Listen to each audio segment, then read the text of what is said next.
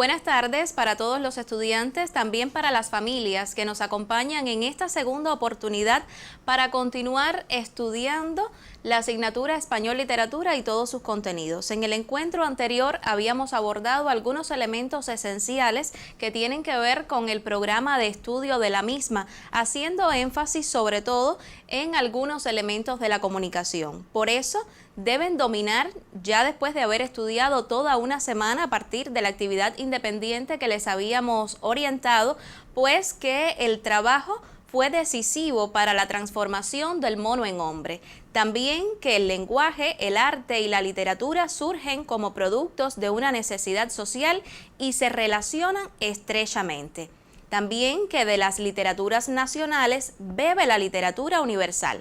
Recordarán que en el encuentro anterior habíamos orientado la lectura del artículo de Federico Engels, El papel del trabajo en la transformación del mono en hombre, así como los epígrafes de su libro de texto que tienen que ver con el surgimiento de las manifestaciones artísticas justamente en la comunidad primitiva. Otros contenidos que deben dominar son las normas y su importancia en la comunicación, que existen normas ortográficas, ortológicas, caligráficas, gramaticales y textuales. Y recordarán que en nuestra sección de ortografía los actualizábamos con las letras que tiene nuestro alfabeto español, que son 27. También debían haber estudiado por su cuaderno de ortografía en qué consisten las inadecuaciones fónico-grafemáticas, porque justamente conocerlas los ayudará a escribir con buena ortografía. Estudiamos también un elemento esencial y que tiene que ver con el proceso de comunicación y cómo en él inciden diversos factores. También los tipos de comunicación que existen, no verbal y verbal, oral y escrita, así como abordamos algunos elementos esenciales sobre el texto como la unidad básica de la comunicación y su estructuración en diferentes niveles. Hablábamos en esa oportunidad sobre la palabra, cómo estas palabras se articulan en sintagmas, los sintagmas en oraciones, y ese conjunto de oraciones pues dan lugar al párrafo, y o un conjunto de párrafos conforman el texto, cuya característica principal es la coherencia. Así nos adentrábamos en algunos contenidos que corresponden a la unidad número 2 del programa de estudio, y aprovechábamos también la oportunidad para conocer cuáles son los diferentes tipos de texto que existen según la forma elocutiva, la función y el estilo de comunicación. En la clase de hoy nosotros continuaremos estudiando contenidos que corresponden a la unidad 2 del programa, el arte y la literatura de los pueblos primitivos y sus manifestaciones. En particular, vamos a estar intercambiando algunos elementos esenciales que nos permitan caracterizar las canciones de trabajo, así como hacer su análisis a partir de un componente esencial, que es la gramática. Por eso trabajaremos la oración y su valor comunicativo, así como las diferentes clasificaciones de la oración. Ustedes recordarán que en la clase anterior sobre la oración habíamos apuntado que es la unidad mínima de predicación, que es una estructura gramatical que tiene sentido completo. Por eso, desde el encuentro anterior los alertaba sobre la importancia de quedarnos con esta idea que sin dudas resultará básica para hacer el análisis literario de cualquier obra. Como parte del trabajo que realizaron en casa en el estudio independiente, pues deben haber arribado a conclusiones importantes acerca del papel del trabajo en la transformación del mono en hombre y cómo mediante este proceso de humanización surge el lenguaje como una necesidad social. Habrán leído cómo estas primeras manifestaciones del lenguaje tienen lugar a través de los gritos, y esta entonación en colectivo con cierta cadencia, con cierto ritmo, pues sobre él se dice que tiene su origen la música. Asimismo, ante la imposibilidad de explicar los fenómenos naturales que ocurrían a su alrededor, el hombre primitivo acudió a la fantasía. Así se dice entonces que tiene lugar el surgimiento de la poesía. Pero también el hombre primitivo imitó los movimientos del mundo circundante a través de gestos, Y justamente estos gestos devinieron entonces en la aparición de la danza como manifestación artística. Así podemos afirmar que la música, la poesía y la danza surgen en la comunidad primitiva producto de una necesidad social y que tienen sobre todo una función utilitaria y un carácter social. Como manifestaciones de la poesía primitiva, pues tenemos las canciones de trabajo, los proverbios, mitos y leyendas, cuyas características esenciales también las tienen en pantalla. Su transmisión era oral y son anónimas. Esto está estrechamente relacionado con la forma como surgen estas primeras manifestaciones artísticas, donde todos los miembros de la comunidad pues contribuían a la transmisión de esos gritos que luego devinieron poesía, sin saber obviamente que estaban haciendo poesía, música o danza.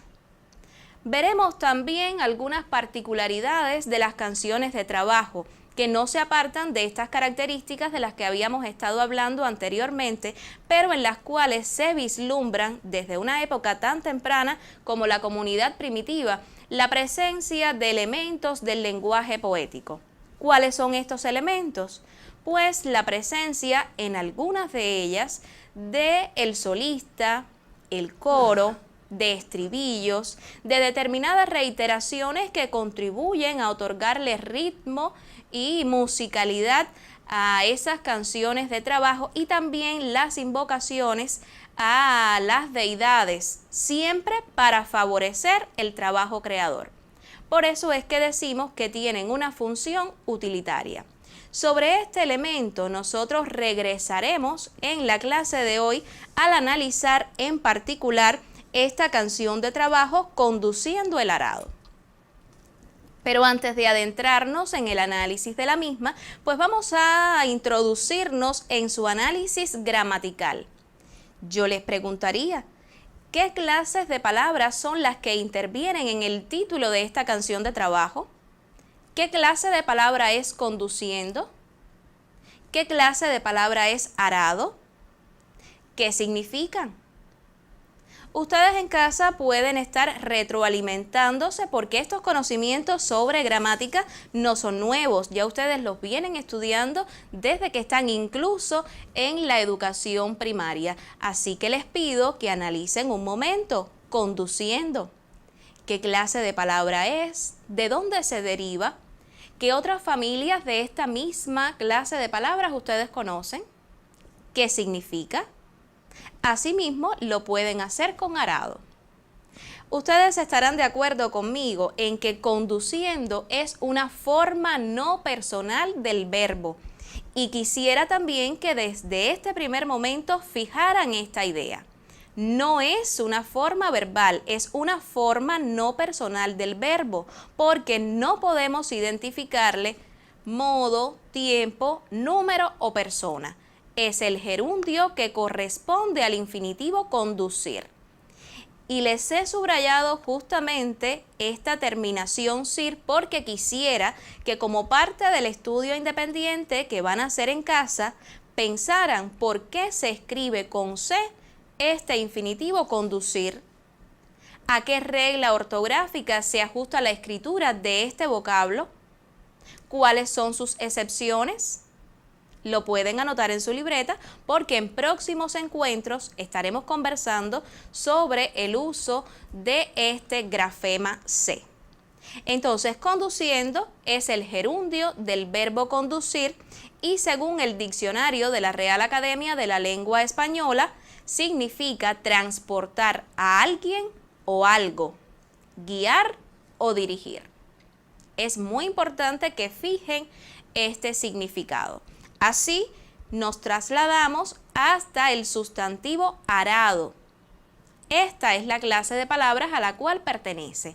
Arado es un sustantivo que denota el instrumento de agricultura que, movido por fuerza animal o mecánica, sirve para labrar la tierra abriendo surcos en ella.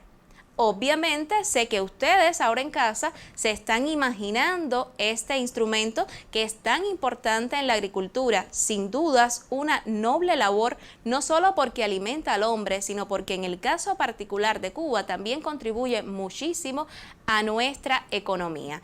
Así que si ya saben qué es conduciendo y qué es arado, les pregunto, ¿pudieran predecir de qué trata esta canción campesina Conduciendo el Arado, que tienen en la página 12 de su libro de texto y que en este momento pueden estar localizándolo?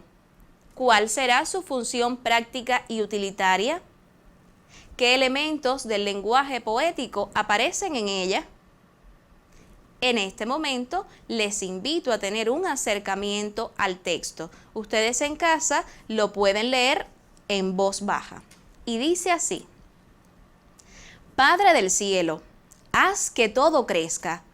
El hombre es la más noble de todas las criaturas. Yo soy un hombre, qué feliz de serlo. Entre los hombres hay varones y mujeres. El varón es más noble. Yo soy varón, qué feliz de serlo. Unos varones son fuertes y otros son débiles. El más fuerte es el más noble. Yo soy fuerte, qué feliz de serlo. Padre del cielo, haz que todo crezca, que a cada cual se le dé lo mejor y más noble.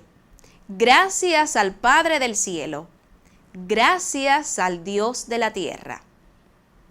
Este es el texto con el que vamos a estar trabajando en la clase de hoy. Yo les propongo que en casa lo vuelvan a leer en voz baja para entonces luego adentrarnos en su análisis.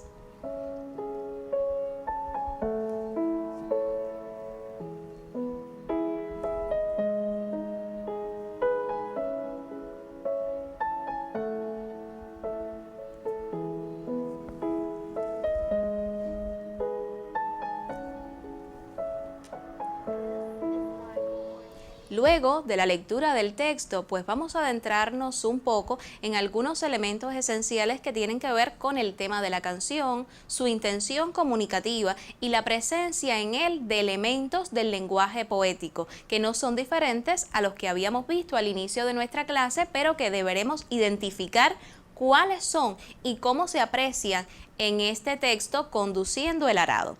Por eso les pedí en un primer momento que tuviéramos un acercamiento a las palabras que intervienen en el título del texto y lo que éstas significan, porque obviamente ustedes antes de leer la canción podían haber establecido que se trata justamente del trabajo en la tierra, de la agricultura como una actividad esencial, no solo en nuestros días, sino que tiene también su impacto desde la comunidad primitiva. Por eso, también podemos predecir que su función, su intención comunicativa puede ser bien impulsar el trabajo creador, en este caso el trabajo en el campo, bien invocar o pedir a las deidades para que la tierra se dé provechosa, para que los cultivos se den también en favor de la alimentación de este hombre. Pero estos son algunos elementos que nosotros vamos a desentrañar a partir del análisis que hagamos de este texto.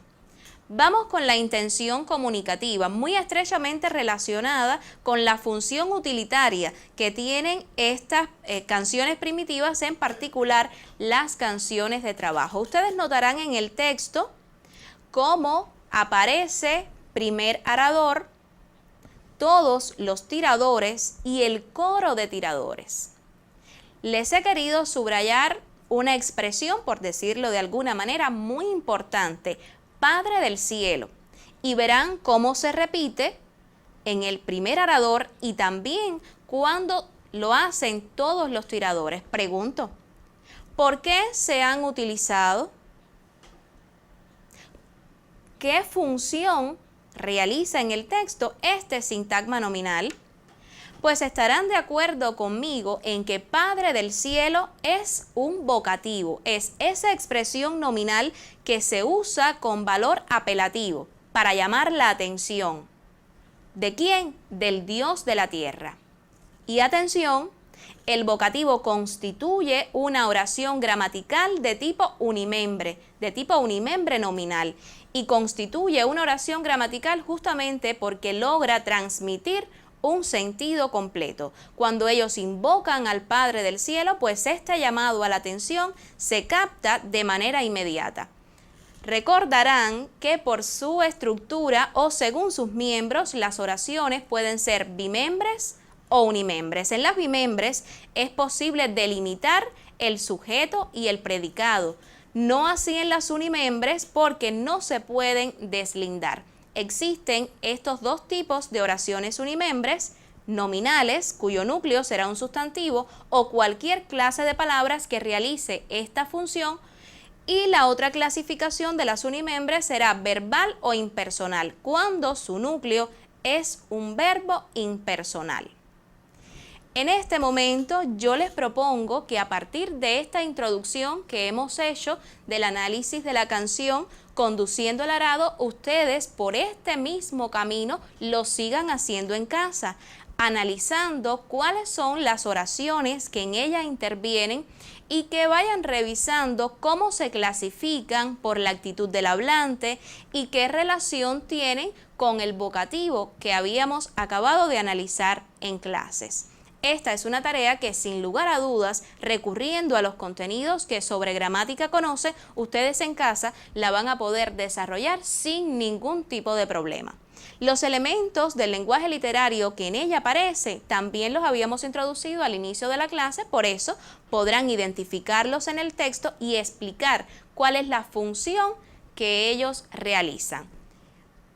También, como parte de la actividad independiente, nosotros les proponemos que puedan leer otras canciones de trabajo que tienen en su libro de texto, como Canto de Remeros, y que hagan también el análisis a partir de este modelo que le hemos ofrecido en clases. Pueden también estudiar los contenidos sobre proverbios que aparecen en la página 14 del libro de texto, así como los contenidos que aparecen en las páginas desde la 15 hasta la 16 y realizar las actividades 1, 3 y 4, así como los ejercicios 1 y 5 de la consolidación general. Para los minutos finales de nuestro encuentro, proponemos un acercamiento a los contenidos ortográficos que corresponden a esta unidad 2 del programa de estudio de español literatura y que tienen que ver con las agrupaciones vocálicas del español. Un contenido que sin lugar a dudas los va a ayudar no solo a dividir palabras en sílabas, sino a acentuar las palabras correctamente. Por eso tenemos para este momento la colaboración de un destacado profesor universitario. Se trata del máster en ciencias, Yosmani Ventura Pérez, que nos trae en el video las siguientes ideas. Les propongo que lo observen detenidamente.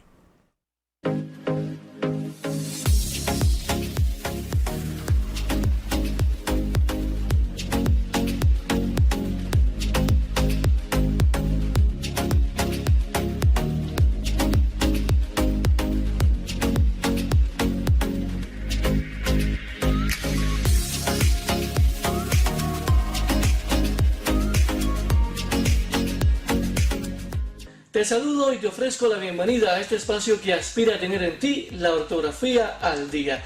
Recuerda que este es uno de 10 programas que ofrece de manera breve y profunda algunos aspectos medulares de esa parte de la gramática que fija el uso correcto de las letras y de los signos auxiliares de la escritura. ¿Me acompañas?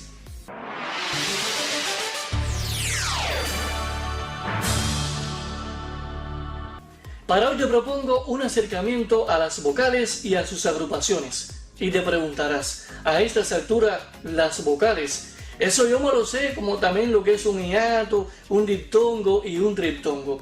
Mira, puede que tengas una noción, pero te aseguro que prestarle atención a este contenido en su profundidad nunca lo has hecho y es medular, incluso para que aprendas aspectos de la acentuación. Así pues, te invito a que te quedes en la compañía.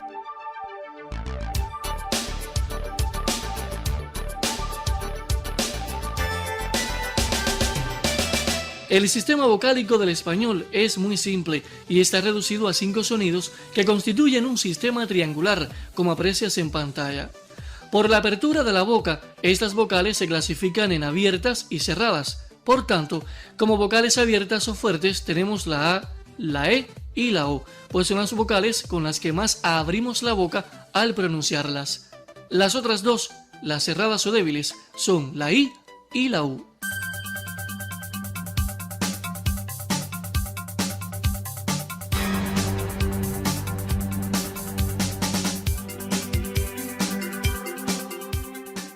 Para poder adentrarnos en las agrupaciones vocálicas del español, es medular que conozcamos cuáles son las vocales abiertas o fuertes y cuáles las débiles o cerradas. Aquí les vamos a otorgar a cada una un color. Las abiertas serán las verdes y las cerradas serán las rojas. No olvides estos colores. Por tanto, las vocales abiertas a partir de ahora las veremos de color verde y las cerradas de color rojo. Usaremos estos colores porque se habla de la memoria fotográfica, que es una manera de fijar mejor el contenido, aunque gran parte del conocimiento lo adquirimos mediante la visión. Por tanto, las vocales abiertas a partir de ahora las veremos de color verde y las cerradas de color rojo. Así las podrás diferenciar en las agrupaciones vocálicas.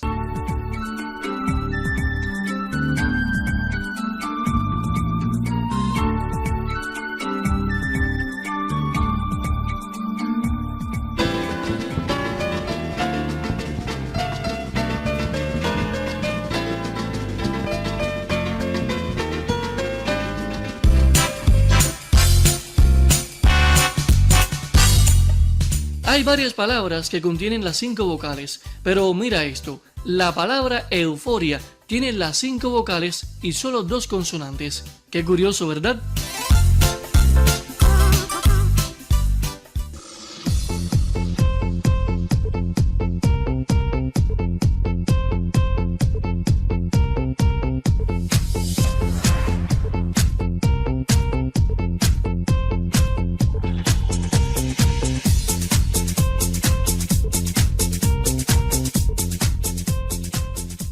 Ya es momento para que conozcas cuáles son las agrupaciones vocálicas del español, los diptongos, los triptongos y los hiatos. Aquí haré referencia a todas las posibles agrupaciones y también a algunos ejemplos. Recuerda que las vocales abiertas las veremos de color verde y las cerradas de color rojo. Fíjalas así que la técnica no falla. Un diptongo es la concurrencia de 2 vocales en la misma sílaba. Los hay de 2 tipos. El primero de ellos, 2 vocales cerradas diferentes. Mira en la diapositiva las agrupaciones, las palabras y cómo se dividen en sílabas.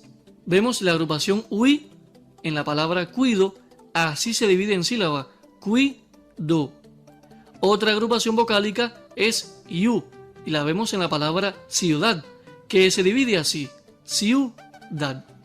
El otro tipo lo podemos apreciar cuando vemos 2 vocales, una abierta, que es el núcleo silábico, más una cerrada o viceversa. Mira en la diapositiva las agrupaciones, las palabras y cómo se dividen en sílabas. En este caso verás la vocal abierta A unida a las cerradas I, U en los ejemplos siguientes. Vemos la agrupación AI en la palabra baile. ¿Cómo se divide en sílaba? Pues así, baile. Otra agrupación IA y la vemos en la palabra Diana. Así se divide, Diana. La agrupación vocálica AU la vemos en la palabra pausa, que se divide así, pausa. Otra agrupación, UA, la vemos en la palabra usual, que se puede dividir así, usual. En este caso verás la vocal abierta E unida a las cerradas I, U en los ejemplos siguientes. EI, que la puedes ver en la palabra peine y también en la palabra rey. Fíjate que esta Y no se pronuncia como consonante, sino como vocal. Estos son fenómenos fonéticos, no es lo que tú ves, sino lo que tú oyes. Por tanto, en la palabra peine, que se puede dividir así, peine, encuentras la agrupación vocálica EI y también en la palabra rey, que no se divide porque es un monosílabo. Otro ejemplo es YE en la palabra tienda. En este caso verás la vocal abierta O unida a las cerradas I, U en los ejemplos siguientes. Vemos la agrupación hoy en la palabra tiroide y también en esta otra palabra, hoy. Recuerda lo que hablamos de la Y, que se pronuncia aquí como vocal, por tanto forma un diptongo. La palabra tiroide se divide así, ti-roi-de. La palabra hoy no se divide porque es un monosílabo. Otro ejemplo, yo, y lo vemos en la palabra guión, que tampoco se divide por ser un monosílabo. La agrupación OU la vemos en la palabra estadounidense, un gentilicio de quienes viven en los Estados Unidos. Esta palabra se puede dividir así: es, ta, dou, ni, den, se. Otro ejemplo, wo, en la palabra cuota, que se puede dividir así: cuota. A ti que te gusta tanto la ortografía, recuerda que las vocales que conforman un diptongo nunca se separan en la división de una palabra en sílabas. Te propongo que en tu tiempo libre busques otros ejemplos, teniendo presente las agrupaciones mostradas. Ahora vamos a conocer lo referido al triptongo. Si el diptongo tenía 2 vocales, el triptongo tendrá 3. Antes, quiero que conozcas la definición de triptongo, que no es más que la concurrencia de 3 vocales en una misma sílaba. Una vocal abierta entre 2 cerradas, son 3 vocales en la misma sílaba. En este caso, el núcleo silábico es la vocal abierta, siempre que será la del medio. Mira las agrupaciones vocálicas, las palabras y cómo se dividen en sílabas. El primer ejemplo que vemos es buey, en la palabra buey, que tampoco se divide por ser un monosílabo. Vemos ahora el mismo sonido, buey, y como te fijas, esta U tiene una diéresis que nos obliga a pronunciar esta vocal. La vemos en la palabra camagüey, que se puede dividir así: ca-ma-güey. En la agrupación UAI podemos ver la palabra averiguáis, que se divide así: a-be-ri-guáis. Otro ejemplo, con la Y, pero esta vez con sonido vocálico, uay. Esta es la palabra que ponemos como ejemplo, Paraguay, y se divide así: pa-ra-guay. Otro ejemplo más es la agrupación IEI en la palabra iniciéis, que se divide así: i-ni-ciéis.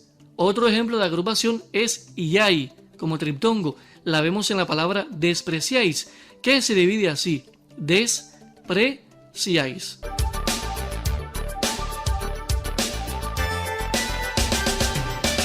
Ahora vamos a conocer lo referido al hiato, que no es más que la concurrencia de 2 vocales, pero en sílabas diferentes.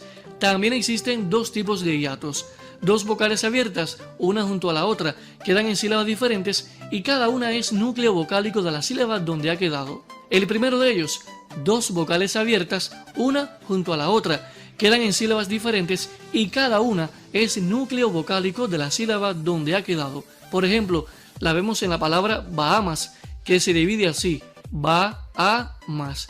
No importa que esté una H. Recuerda que estos fenómenos son fonéticos, es decir, no es lo que yo veo, sino lo que yo oigo. En las sílabas güe y gui hay diptongo. La función de la diéresis es recordar que se pronuncia la U. Sin embargo, en la sílaba ge y gui no hay diptongo, porque la U no se pronuncia. Vemos entonces la palabra averigüe, que sí tiene diptongo, y la palabra apague, que no tiene diptongo. Ya conoces que la letra H no tiene sonido. Cuando ella aparece entre vocal y consonante, forma sílaba con la vocal que le sigue y no con la consonante anterior. Por ejemplo, vemos la palabra malhumor, se divide así: mal-u-mor. ¿Te percatas? La H se ha ido con la U. La H intercalada entre 2 vocales no impide que éstas formen diptongo. Por ejemplo, ahumar, así se divide: au-mar. Y en la palabra ahijado la vemos que se divide así: ai-ja-do. La H intercalada entre 2 vocales no implica que éstas formen un hiato. Tampoco impide que el hiato intercalado lleve tilde si es preciso. Por ejemplo, vemos la palabra bahía, que se divide así: ba-i-a. La palabra prohíben, que se divide así: pro-i-ven. Ya has conocido aspectos medulares de las agrupaciones vocálicas. Es imposible que aprendamos elementos de la acentuación sin antes conocer estos detalles. Por este encuentro me despido, no sin antes invitarte cordialmente a que sigas visualizando estos programas. Pueden ser una vía para lograr en ti esa ortografía al día. Nos vemos. Así también estamos poniendo casi punto final a nuestro encuentro de hoy. No olvides estudiar en casa todo lo que tiene que ver con las manifestaciones de poesía primitiva, en particular con las canciones de trabajo, a partir de las actividades que hemos orientado en la clase de hoy. Recuerda que la próxima semana nosotros nos volveremos a encontrar para continuar estudiando contenidos sobre español literatura. En este tiempo de pandemia, recuerda cuidarte mucho, quédate en casa y no olvides estudiar. Hasta la próxima.